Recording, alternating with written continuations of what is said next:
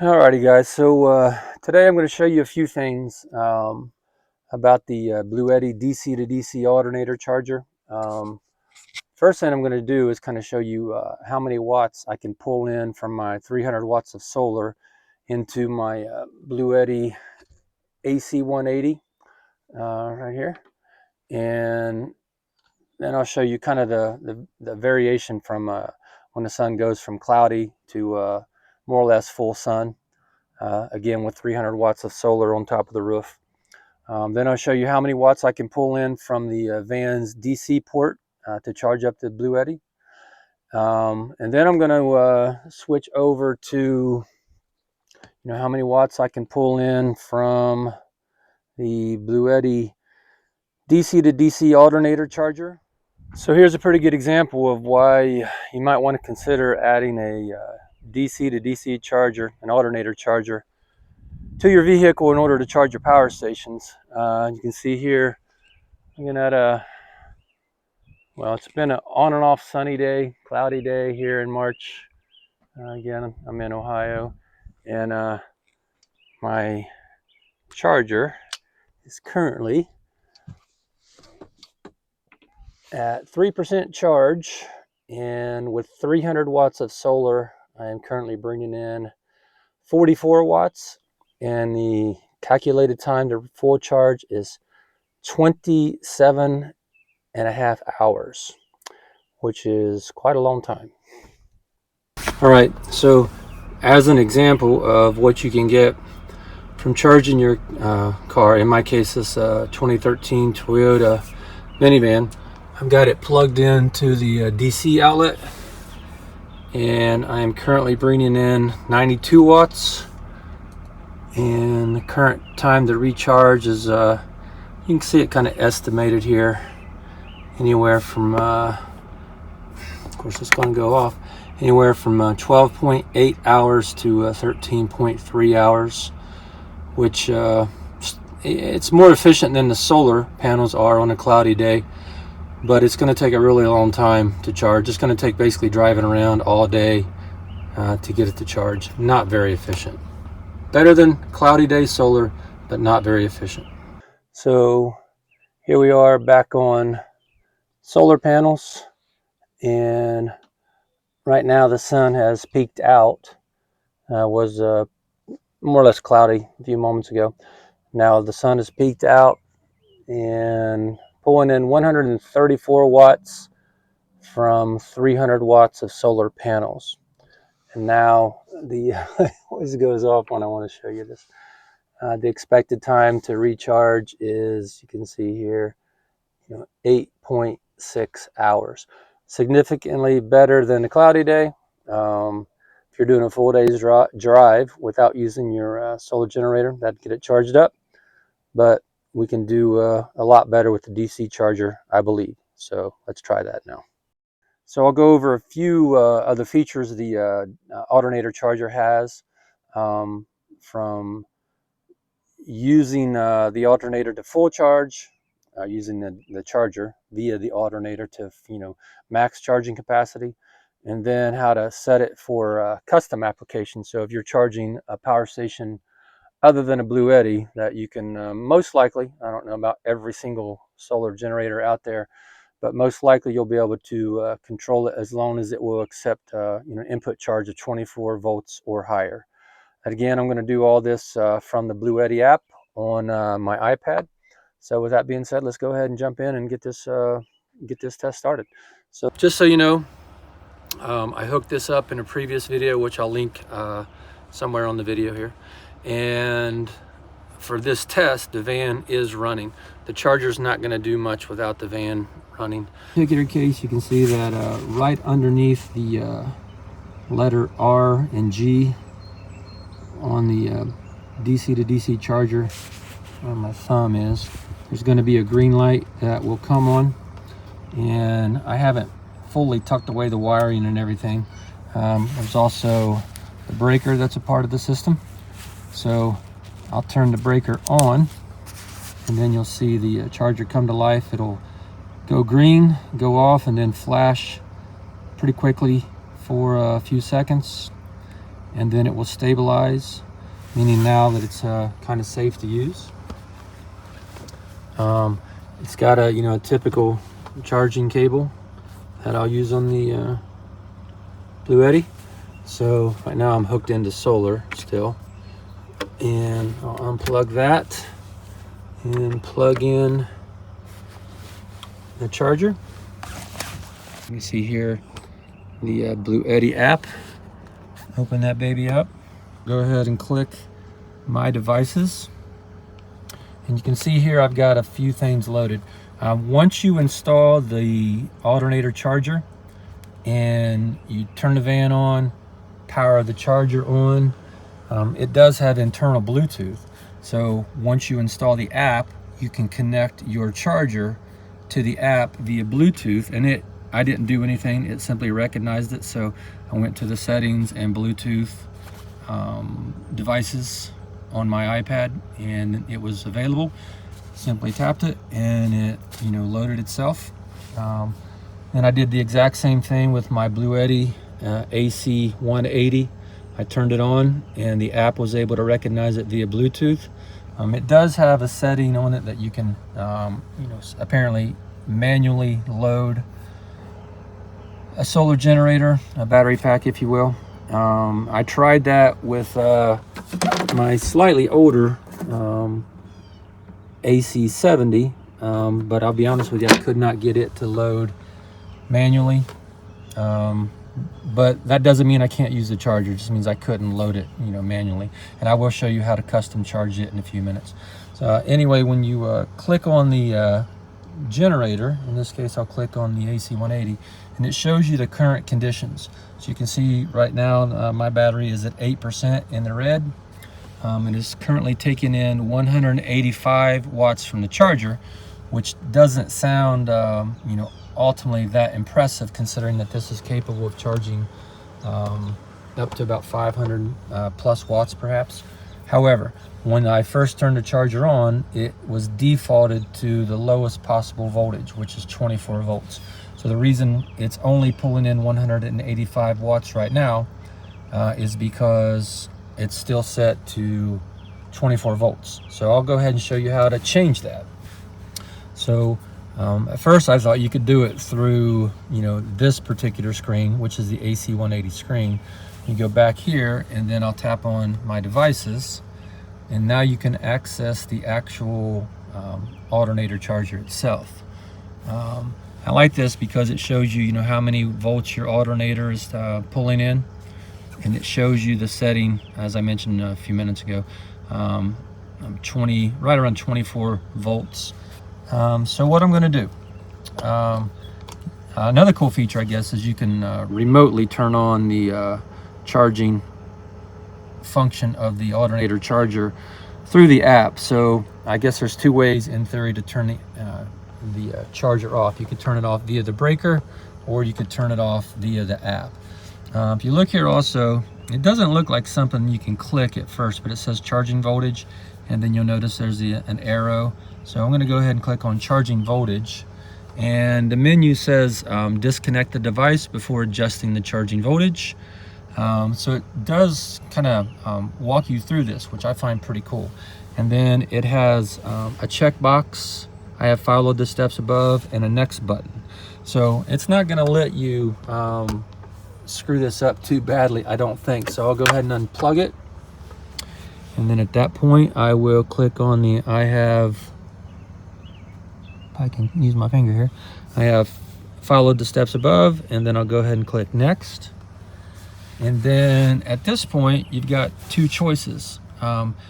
If you already have your model, if you know the model, or if you have it set inside your app like I do, you can click select model, and mine is the AC-180, and it shows you right here that the AC-180 is capable of handling 56 volts, which is the max that this can handle. Once again, the banner at the top, make sure you disconnect it, and then at the bottom you can go ahead and click next. And it tells you, once again, gives you a reminder to disconnect the device before adjusting. So it kind of gives you several opportunities to follow directions. I'll click OK. And then it says, wait 90 seconds before connecting to the power station to avoid damage.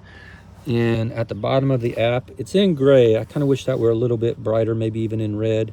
It says, you see the number here, it's got a countdown timer. So it's going to take you down to 0 before it's safe to plug in. Down to about 35 seconds.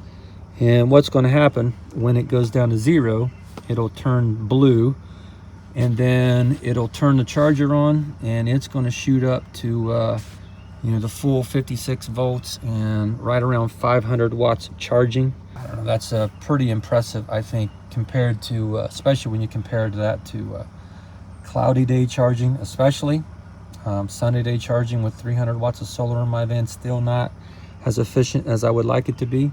And you saw the DC charging really wasn't impressive either. So now I'm done. And see, the app is going to show you, how many watts it's going to pull through. So there you go. Straight up to 285. It kind of fluctuates, but it will kind of feel its way up all the way to, it should be close to 500 watts. There you go. 525 watts. Again, right now my van is idling. You can see the alternator did dip from about 13.2 to 12.7, so kind of shows you that my alternator is healthy and working. 530 watts was the max there. So here's the good deal. You can see here on the Bluetti itself, 500 watts of charging, and you notice here, now we're down to just a little over 2 hours of time until I get a full charge. So that's the really impressive feature of this. We can go from literally a full day of driving, or a 24-hour period of cloudy day solar charging, down to a couple hours. So even if you didn't really want to travel, but you needed to charge up your power unit, you could simply start your van up and let it idle for a little while. I know that's probably not the healthiest thing for a van to do, or any gas engine to do, but it's not going to hurt it for that amount of time. As long as it doesn't overheat, you would be fine. But I mean, it's pretty impressive. So that's how you get the Bluetti charger up to max capacity. Hopefully that was pretty clear. So what I'm going to do now is show you again how you can control the charger via the app to lower the voltage to charge a unit that can't handle this many volts. So I'll show you here. You can turn it off via the app.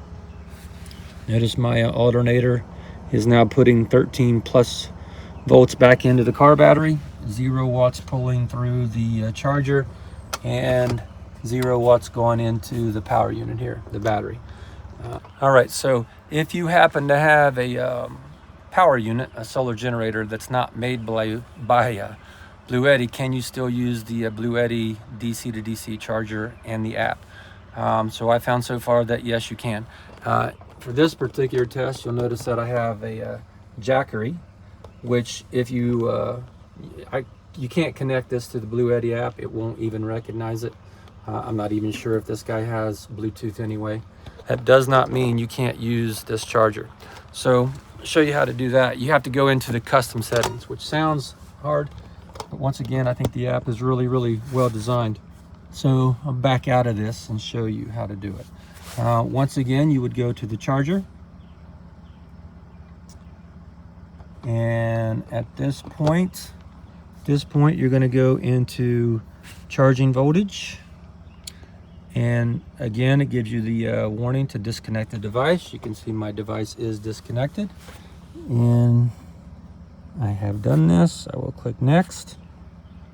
So the only thing you have to know for this is how many voltage, or how much voltage of input your device can handle. So on the Bluetti, or I'm sorry, on the Jackery, I do want to show you this because this is absolutely critical. Right now it says charging inputs DC 24 volts. So it looks like the max I can handle at 7.5 amps is 24 volts. Now it does say here it supports 12 to 30 volts DC. So I think I could go all the way up to 30 volts. But I'm going to stick with this number right here for this test. This particular jackery, I mentioned my AC70. I mentioned earlier I could not get the app to recognize it. It wasn't even listed in the menu options, but in this case on the Bluetti, it's also right here on the front, 12 to 28 volts max. So if I was setting this for the Bluetti, which isn't in the options, yep, definitely I can still use it, but I would have to do what I'm doing now, the same with the jackery. So I'm going to go into custom, and it's going to give me an kind of a disclaimer at the bottom. The Bluetti is not liable. Basically, hey man, if you screw this up, if you try to overcharge it, it's not our fault. So you have to know what your unit can actually handle. You see the whole app, and at the bottom here, it's going to ask you, how many volts you want to put into it. So I'm going to change this to 24, not 524. Change this to 24, and then I'm going to hit done. 24 OK. So it's going to ask me again. Again, it says, hey man, make sure this is disconnected right here, which mine is. And go back to the bottom, it's going to say next. Disconnect the device one more time, double check, and then it's going to pop up again. Wait 90 seconds before connecting to power station to avoid damage. And we're down to 5, 4, 3, 2, 1. It's going to go blue. I'll hit done. Go back to charge mode. And again, it's going to show me right here what I'm pulling in. It goes orange. That means it's activating up to 145 watts. Around 24 volts. So on 24 volt setting, I think this is about the max I'm going to get.